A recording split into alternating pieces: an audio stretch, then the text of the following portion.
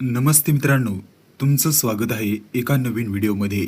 जर तुम्ही या चॅनलवरती नवीन असाल तर चॅनलला सबस्क्राईब करा आणि व्हिडिओ आवडल्यास व्हिडिओला लाईक नक्की करा.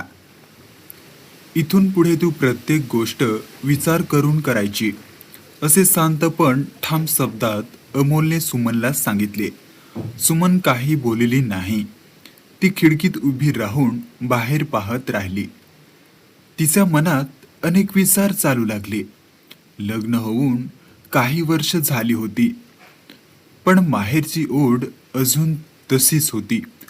लहानपणी ज्या घरात ती वाढली, जिथे आईच्या हाताचा स्वयंपाक खाल्ला, बाबांच्या खांद्यावर बसून जत्रा पाहिल्या, भावासोबत खेळली, ते घर तिच्यासाठी फक्त घर नव्हते तर तिचं जग होतं.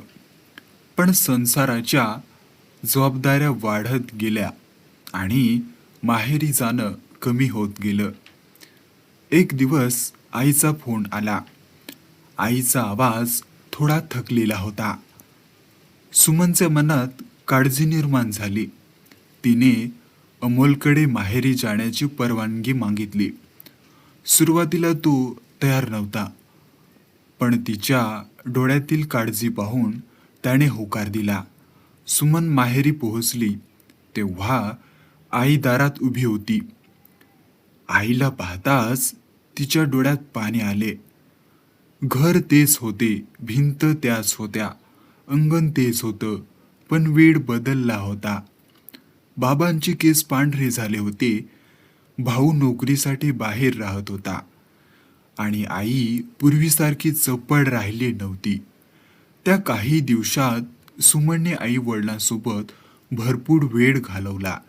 जुन्या आठवणी जागा झाल्या. परत जाण्याची वेळ आली तेव्हा आईने तिचा हातात प्रेमाने डब्बा दिला.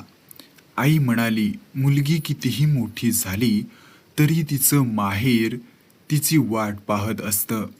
हे ऐकून सुमनच्या डोळ्यात अश्रू आले. ती परत सासरी आली, पण तिच्या मनात एक नवीन जाणीव झाली.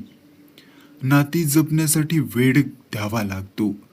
त्यानंतर तिने आई वडिलांची अधिक काळजी घ्यायला सुरुवात केली. अमोललाही तिच्या भावना समजल्या आणि तोही तिच्या पाठीशी उभा राहिला. काळ पुढे सरकत राहिला, पण सुमनच्या मनात माहेर घरचं स्थान कधीच कमी झालं नाही. कारण प्रत्येक मुलीसाठी माहेर हे फक्त एकच घर नसतं, तर तिच्या आयुष्याचा सर्वात सुंदर भाग असतो.